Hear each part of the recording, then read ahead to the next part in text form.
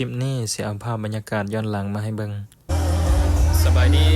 มื้อนี้มาเซฟงานกินเลี้ยงปีใหม่เนาะที่ห้องการอามี่เนาะเรียกว่าสมาคมปรับปรุงชนบทเนาะเฮามาเซฟให้เพิ่นก็เป็นปีที่3แล้วเนาะปีนี้เนาะเพิ่นก็ยังเชื่อมั่นเฮาเนาะแล้วก็เอาทีมงานของเฮามาเซฟให้คือเก่าเนาะก็ขอบใจทางหัวหน้าเพิ่นเด้อเนาะนี่เลยบรรยากาศตอนนี้ทีมงานเฮากำลังรับประทานอาหารเนาะเติมพลังก่อนเพิ่นว่า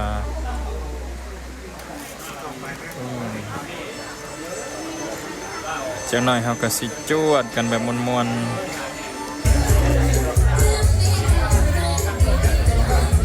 ตอนนี้กำลังเตรียมสิเปิดงานแล้วเนาะ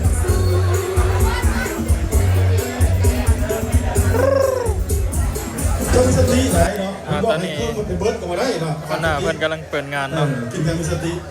เดี๋ยว2 โมงหมอพรมาเนาะทำให้เข้าใจเราได้นึงส่วนที่กับฟังเพลงจากคณะวงดนตรีของไปก่อนเนาะเซนเดอร์ทางคณะวงดนตรีเด้อโอ้น้องสาวคนนี้เสียงดีเด้เลวตะลีลาวดีเนาะวันนี้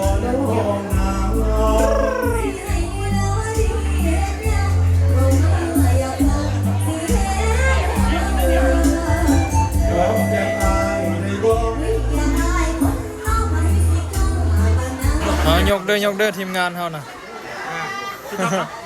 ให้นิเกนแวะมาอีกวันนี้ให้นิเกนมาใหม่อีกปานเบอร์ดี้ไหมเฮ้ยที่เป็นนั่น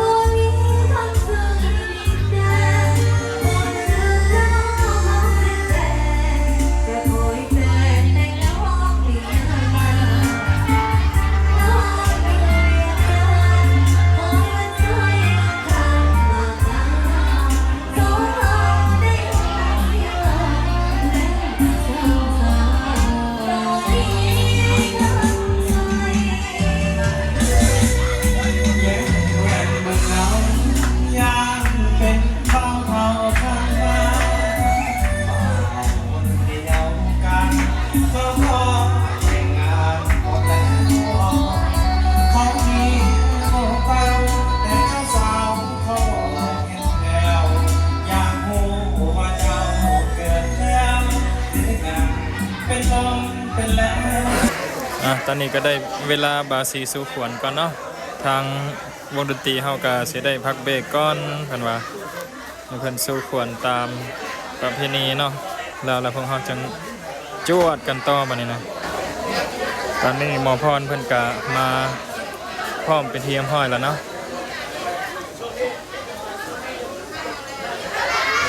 ที่เขาตอนรับปีใหม่เพื่อให้ทั้งสมาคมเฮามีความสุขความเจริญเป็นกระบอกลาหิตในมองเวลาของให้เสาเด็ดตามที่ทางของเนาะ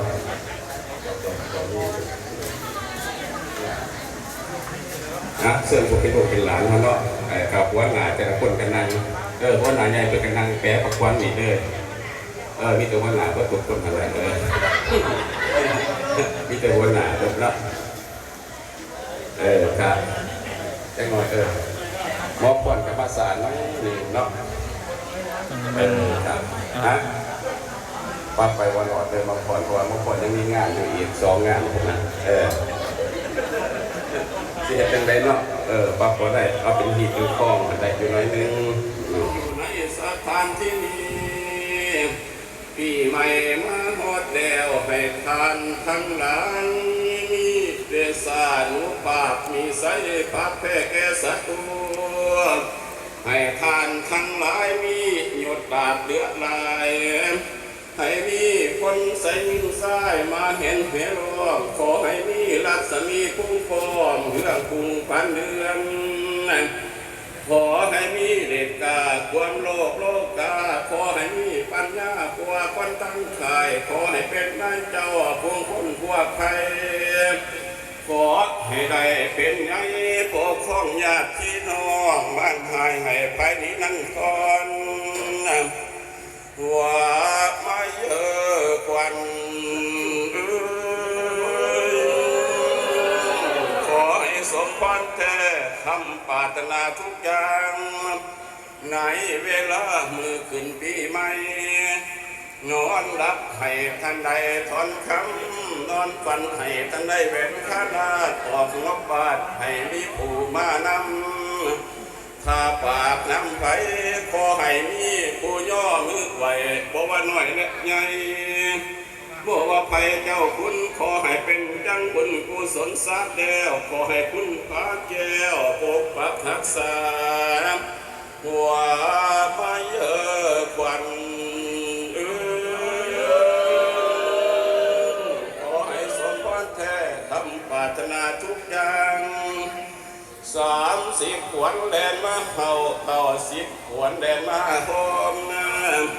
ขวนไหนแลขวนนอขวนออกแลขวนข้างขวนแนวบางคงจิวขวนน้อยแลหาน้องขวนโหดลำดูอาจขวนปากตานจราจาขวนตาแลขวนคิ้วขวนนิ้วแลขวนแขนขวนเพียนข้างใด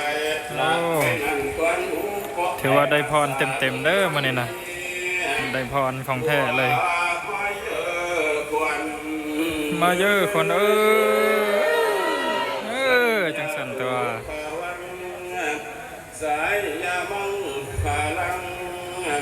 ขอจงเป็นสยามงคลอันเป็นยิ่งควรทุกสิ่งบ่ละอวนก็ขาดเทินสาธุสาธุสาธุตอนนี้เพิ่นกำลังมัดแขนเนาะเดี๋ยวเจ้านายเฮาก็จวดกันต่อมาเนี่ย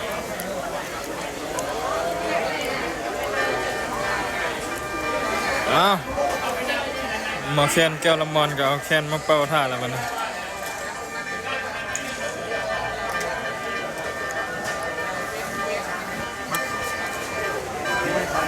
เราจะมาต่อคลิป2เนาะคลิปตอนที่